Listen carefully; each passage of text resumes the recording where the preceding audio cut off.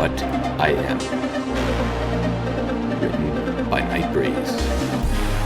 Read by No One and Nobody.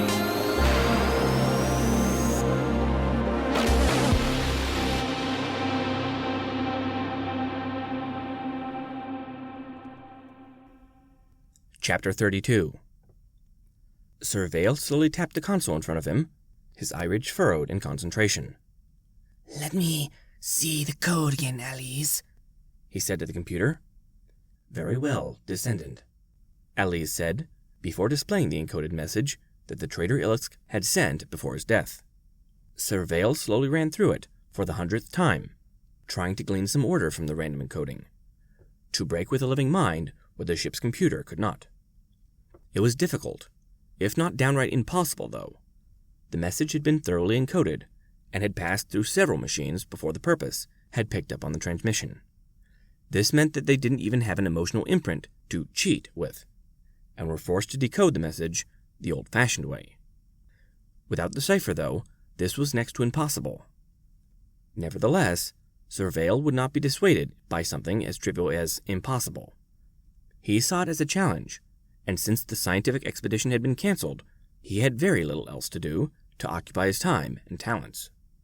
True, code-breaking wasn't exactly his forte, but there wasn't anyone else on board that was even remotely competent. The message had already been passed along to the Cusan homeworld as well, so it wasn't like he was the only one working on it. If he was being completely honest, no one expected him to succeed, and it was more than likely that someone else would beat him to it. However, if he managed to decode it, honor and glory beyond measure would be his, and for a no-name soulsmith like him, that was an exceptionally huge matter. "The Kryn number system uses base 16, but it's entirely possible that they encoded it using a different base. Begin running all known Kryn encryptions that use different bases, and see if that changes anything." "I already ran that one before, Descendant," Alice gently reminded him. "It was one of the first we tried." "Oh, yeah. Well," Sir Vale began to say, but stopped when the intercom in front of him began to blink. Sir Vale quickly pressed the button, hoping that whatever it was minor. "Sir Vale, at your disposal." His heart nearly leaped into his throat when, instead of the Archmage of the expedition, it was the ship's second voice, Jadon. "Soulsmith, you are ordered to gather the tools of your trade, including your forge, and report to the priestess's room in an hour. You will be briefed when you arrive." Where once there had been nothing but a somewhat bored Soulsmith and his equipment, there was now a flurry of activity as the now flustered member of the Arcanum rushed to answer the call of the ship's Void Knight. He quickly stuffed his tools, his personal tablet, and randomly a few half-eaten pieces of food and a few blank pieces of paper into the pack, before fixing the forge to the whole thing and slinging the heavy load onto his back. The forge in question looked like an oblong box with a number of knobs and buttons on one side, as well as a single door on the end. It was an older model, but it had been passed down through Sir Vale's family for at least 7 generations. And in Sir Vale's line of work, an ancient piece of equipment like that was more of a boon than a hindrance.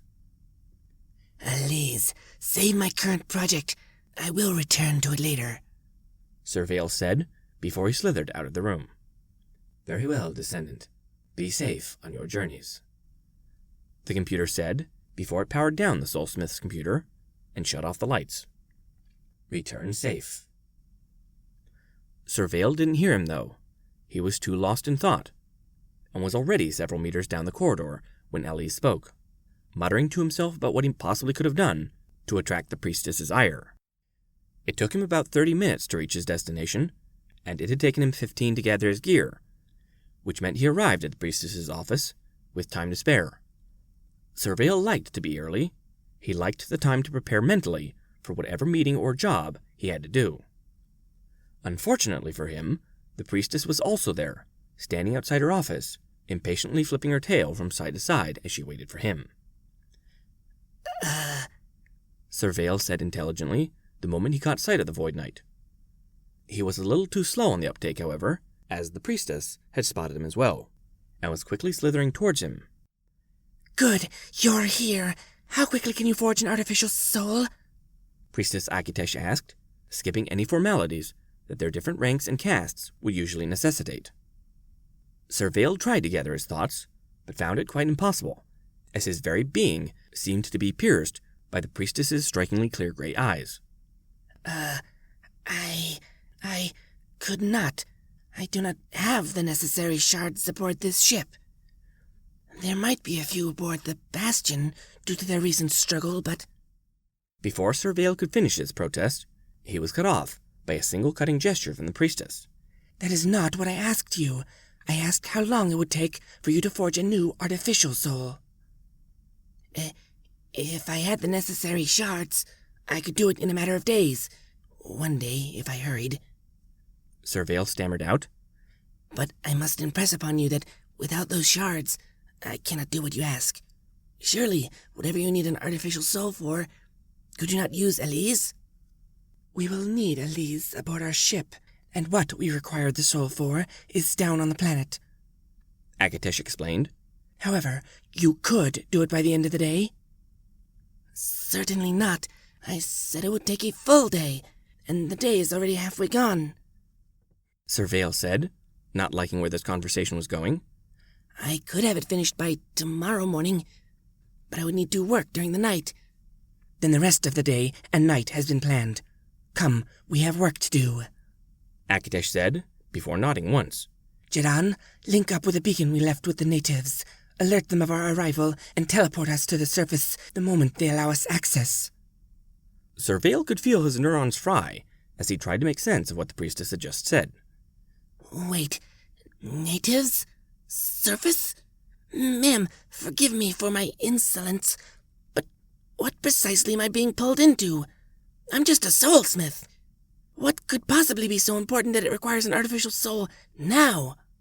The preservation of all our lives, Mage Sir Vale, Akitesh said simply, right before the world around them disappeared in a flash of white light.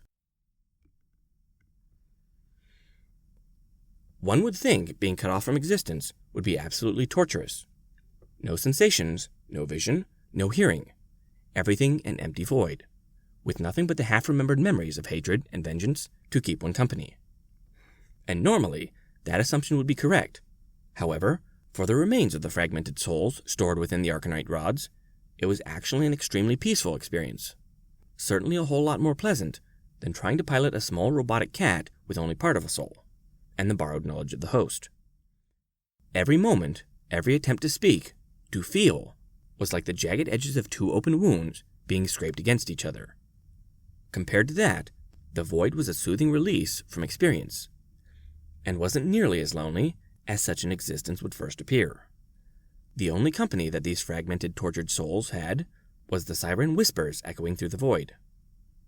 They were just out of hearing, barely perceived, but what they whispered was sweet relief, of an existence free of toil and suffering, of loved ones long gone, reunited at last, for an eternity of joy beyond the woes of the material world.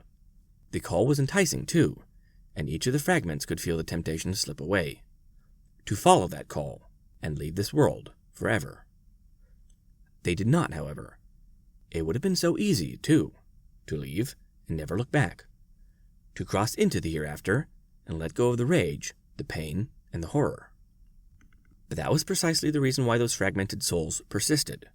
Vengeance is a powerful motivator, and unbeknownst to those fragmented souls, almost all soul shards remain on the wrong side of the veil for vengeance's sake. They seethed against those that had turned them into monsters, screamed into the void for retribution, and would continue on, unheard and uncared for, if not for the one that had survived. He was the reason that they did not slip into the veil. He was their vengeance made flesh, and if it meant helping him achieve that goal, they were willing to undergo any pain or horror, if only for a chance to drag their tormentors into hell with them. And so, as these 6 sets of fragmented souls continued to seethe in a state meant to soothe, they were quite surprised when their souls were touched by an unknown entity. It spoke to them in a way that transcended language and intelligence, seeking for information that all 6, without even talking to each other, agreed as one to not share. It seemed to withdraw for a moment, and each one huddled inside the arcanite rods they called home, hoping that Alex would return and repel this invader. Then it returned, more insistent this time. It spoke of understanding for their desire of vengeance. It spoke of sorrow for the lives lost. Most importantly, it said that Alex was a friend, and that it was here to help them help him. They were more suspicious at that, but those notions that this creature meant them harm was quickly washed away when she appeared. She was the first friendly voice that they and Alex had heard since the one survivor had crawled from the wreckage. Alex trusted her implicitly, and because of this, they also trusted her. She said that the new entity was here to grant their wish, to forge them into a tool, a weapon, that could finally bring justice to those that sorely deserved it. She said it might hurt, as if pain were a problem to these tortured souls. She told them that they would lose their individuality, as if they had been capable of independent thought since their death. She warned them that their change would be permanent, and that it might be some time before they could finally answer the sweet clarion call of the veil. In the end, it really wasn't a hard decision to make. Surveil let out a sigh of relief as he set down his hammer. It was a lot of material to work, and the soul fragments inside had not been the most pleasant to work with. But it was finally finished. The Cusan sat down on one of the short equine-made chairs and took a few seconds to admire his handiwork. It wasn't the most beautiful piece he had ever made, at this point resembling nothing more than an oblong hunk of metal, which, if one were being polite, would have been called a blade in the making. It was still covered in the black scale of the forge, as it hadn't even touched a grind wheel yet, and it had no bevels to speak of. That was okay, though. Soulstone was a horrible material to make a blade out of, for as tough as the material was, it didn't keep an edge well, and was too rigid to serve as a sword for long. A knife might have been a better choice for the material, but that wasn't the point. The appearance of such a piece was purely aesthetic, as the real purpose of its construction was to forge together the soul shards within into something that was far more useful than a blade ever could be. The bladed aspect was merely a vanity thing for the soul within. Had Surveil just forge welded the whole thing together into a bar, that, in theory, would have been enough. The problem with that theory was that the soul was a fickle thing to work with, and more times than not, a freshly forged soul would reject its new container, simply because it was unhappy with how that container looked. Luckily, this soul had not been as finicky. It had been fairly resolute in its demand to be a weapon of some kind, but it didn't seem to care if it was cleaned up or even made functional. It had grasped the fact that they were short on time, and had chosen itself to forego the beautification process that would usually make such an effort take a lot longer to complete. It had, however, forced a promise out of Surveil that, once the danger had passed, he would finish his work, a promise that Surveil readily agreed to. Second voice, Jinan? Are you there? Surveil asked, as he activated his comlink. I apologize, noble soulsmith, but the second voice is unavailable. An unfamiliar female voice answered. This is Steward Corval. What is your situation? Surveil took in a deep breath, before slowly letting it out. The priestess told me to alert her the moment I had finished my work, regardless of her state when it is finished. I understand it is too late to wake her from her sleep cycle, but... No, you are correct. She'll be overjoyed when she hears of this. Please wait. I will wake her now. The steward said, her voice sounding excited. Surveil waited patiently as he stared at the piece. It might have been unfinished, but even in this state, the rough metal had a strange beauty that nothing else could match. It spoke of things that could be, but weren't, a potential not quite realized, but still visible through the imperfections. Surveil was so lost in his own thoughts that he nearly jumped out of his skin when Priestess Akatesh appeared next to him in a flash of light. She had a disheveled appearance, as if she had slept in her uniform, but Surveil wisely chose to ignore her appearance in favor of reaching out, taking the piece, and presenting it to her. It is finished, my priestess. Akatesh looked at the rough hunk of metal, her bloodshot eyes not pleased with what she saw. Are you sure? I thought that such a work would look more finished. As much as both of us would like that to happen, it isn't necessary for the artificial soul to function, Surveil said, inclining his head slightly. That being said, Edmund has extracted from me my word that Once the danger is past, I will refine his container. Edmund? Akitesh asked curiously as she took up the rough, unfinished sword. It still felt warm in her hands, its surface rough and uneven, despite its metallic composition. It is the name he chose for himself, Surveil said with a deep bow. I know not its meaning, only that it comes from one of the cultures of his home planet. He is ready for duty, my priestess, and quite anxious to begin. Thank you, Surveil. You may return to the ship. I will deliver Edmund to the rulers of this nation. I only hope we are able to finish in time. Surveil nodded once more, before activating his comlink and notifying the ship of his desire to depart. Before the world disappeared in a flash of light, though, he couldn't help but notice the look of hope on the priestess's beautiful face. I only hope that you may keep smiling like that. My priestess, the snake alien has returned. Princess Luna looked up from the paperwork she had been signing. It was the dead of night. The sun wasn't scheduled to rise for another 5 hours, and the only ones up were the princess herself, as well as her night sentinels. Having anyone come to see her was a joy, though knowing it was one of the aliens in orbit tainted it somewhat with worry and fear. Show her in, Princess Luna said, as she sat up and put down her quill. Sergeant Fairweather bowed to his princess before pushing the door further open, revealing the alien on the other side. She looked like she had been awoken during her sleep, which was understandable, as it was the middle of the night. In her lower arm she gripped what appeared to be an unfinished, unsharpened blade, its blackened, crusty surface an ugly sight to behold. What is it? Princess Luna asked, hoping that the alien had her translation magic working. She did, and her first answer was to give the Princess of the Night a tired smile. It not look much, not finished, but done. Work. His human soul, many forged one. Ready when you ready to start. Luna stood up, excitement breaking through the mask she wore. Are you sure? It's ready? Am certain. Where Alexander? He disappeared. Need tell. Show friends become. Show new soul. Akitesh asked, her expression remaining one of hopeful enthusiasm, which only served to make Luna's heart plummet. The truth was, they didn't know what had happened to Alex. The wayward human had walked through the portal, with his disappearance immediately followed by the sound of something small and fast, impacting Shining Armor's shield. They had expected this, as it was the reason for the shield in the first place. What they hadn't expected was an hour to pass with no word. This was followed by another, then the whole rest of the day, and no sign of the lone survivor. No one wanted to say that their friend had met his untimely end, and that help wasn't coming. But with no evidence to the contrary, the defense of a world to plan, and no desire to enter a world without magic and get shot, the assembled diplomats had to unfortunately leave the mirror alone for the time being. There was still a pair of guards on watch in the mirror room, as were the elements of harmony, but until they received word to the contrary, they had to assume the worst. However, Luna had been a state's mirror for centuries, her experience overshadowed by none but her sister, and knew how to best avoid giving more information than was necessary. On top of that, a small part of her still held out hope that Alex was coming back, and wasn't too keen on counting out the human just yet. He is currently busy on something special that should turn the tides, she said as she stood from her desk. She then walked to the door, before gesturing once towards the open entryway.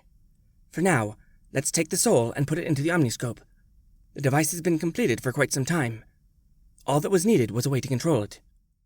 If Akitesh suspected anything amiss with Alex, she did not show it. Instead, she merely nodded and followed Luna out of the room. It was a fairly long walk from Luna's study to the wing that held the omniscope, and during this time, Luna couldn't help but feel her hopes rise with each step. She finally had a way to ensure her people's safety, and while it really was a stopgap measure at best, she had a feeling that there would be a few who were willing to take a star to the face in order to assault this world. Before they knew it, they had reached their destination, and without much ceremony, Princess Luna pushed open the door to where the omniscope was being kept. Here it is, the omniscope, the last great work of one of the greatest minds Equestria has ever seen. The device in question hardly looked the part for something to carry that kind of lofty title. It looked more like a mishmash of wires, tubes, and random objects, There were metal dishes pointing towards the sky, globes of pure crystal which seemed to glow with an inner light, and in the center there was a stone basin with a pool of the clearest liquid ever created, with a carving of an alicorn overlooking it. The most important part, though, was the small metallic frame near the bottom. The frame formed an oblong box, inside which could be seen the metal plates that Alex had created, along with the socket that used to house the golem cores that Alex had also made. Insert the soul there, Luna said, gesturing with a hoof towards the socket. If it works as intended, the action should activate the omniscope, and with it, allow us the chance to defend ourselves. Akitesh nodded once, before slowly slithering forward and inserting the tang of the blade into the indicated socket. The tang fit like a glove, though the blade itself stuck out awkwardly, and only served to further make the whole device look like some pony had piled a large assortment of junk into the center of the room. Princess Luna briefly worried that the extra weight of the blade might break the socket and the plate it was attached to, but that worry was quickly banished when the unfinished sword began to glow a deep, beautiful gold color. Runes all over the omniscope began to glow as well, and soon a low, ominous hum began to fill the entire room. Then a voice began speaking. The voice sounded metallic, but at the same time it also sounded warm, like a father who had just seen his children enter a room. The language it used wasn't equestrian, but rather English, a language that Luna was only passingly familiar with, and a barrier that she knew she should have seen coming. Fortunately for her, and her planet as a whole, it seemed like one of the scientists had first seen this exact problem, because, after a few seconds of the device babbling in English, it suddenly switched to equestrian. Startup translating. Active. Greetings, Princess Luna. Good see. Good know. Am wealthy protector. Good see with own eyes.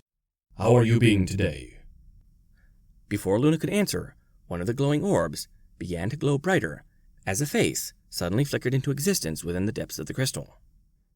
It was a human face, though since Luna's only experience with humans was Alex, she had no way of telling if this was how humans were supposed to look.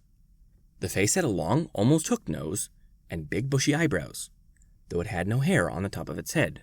Instead, it wore a large bushy beard, and all over its exposed skin she could see a maze of glowing golden symbols. Princess Luna briefly inclined her head towards the crystal, silently thanking her scientists for having the forethought to put a translation rune into the omniscope. I am quite well. Thank you, noble wealthy protector. Do you remember what your task was? Do remember. Look in sky. Look for enemy. Many thing here. Much look, much see. Give moment to get used to sensations. Please hold. Please wait. Wealthy Protector's face took on a troubled look, as if he were busy with a particularly difficult puzzle. Akitesh leaned over towards Luna, a question in her eye. What he say? Translation through translation, very bad. He said he needed time to get used to the omniscope, Luna said quietly, not wanting to disturb Wealthy Protector from his task. After a few seconds, Wealthy Protector's eyes suddenly went very wide, and another one of the globes began to glow brighter. Princess Luna, danger. We need act now. Look! The globe began to swirl before it slowly resolved itself into something that Luna could recognize. In the center, she could see Canterlot Castle, its ivory towers gleaming faintly in the moonlight. This view quickly pulled back, giving Luna a sense of vertigo, until she recognized a beautiful green and blue sphere suspended in the darkness of space. This view pulled back even farther, until she could see the moon as well, and while she might have had intimate knowledge of that particular celestial body, this was the first time she had ever seen her moon in such a way. There were other objects in orbit around her planet as well. One looked like some kind of arrowhead, its whole body covered in a number of glowing runes, while another looked like some kind of metallic bird of prey, with its forward sweeping wings and beak-like nose. The third object looked broken. It was clearly some kind of wreck, as most of the metal showing was of jagged edges and shredded metal. It was hard to get a feel of the size of the things, due to the scale on display, but if Luna had to guess, she would have said that each of the ships were about the size of Canterlot Castle, but smaller than Canterlot City.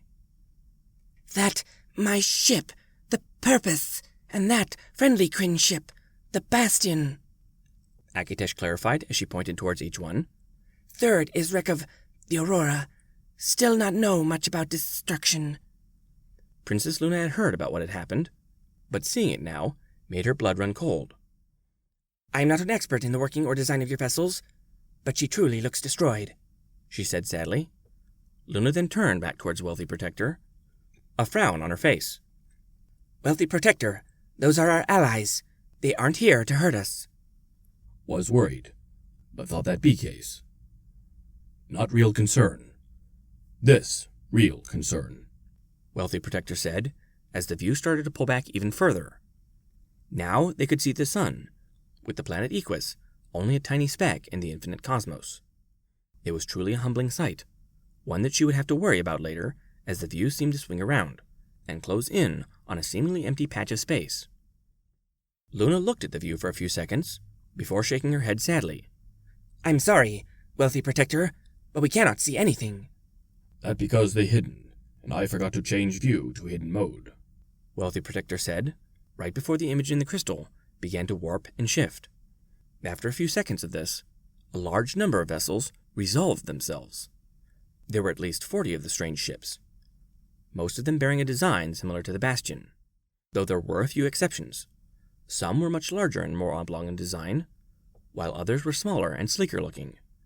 They did not appear to be arranged in any sort of discernible order, but were quickly moving away from each other, spreading out in a way that would make them harder to destroy at once should a celestial body strike them.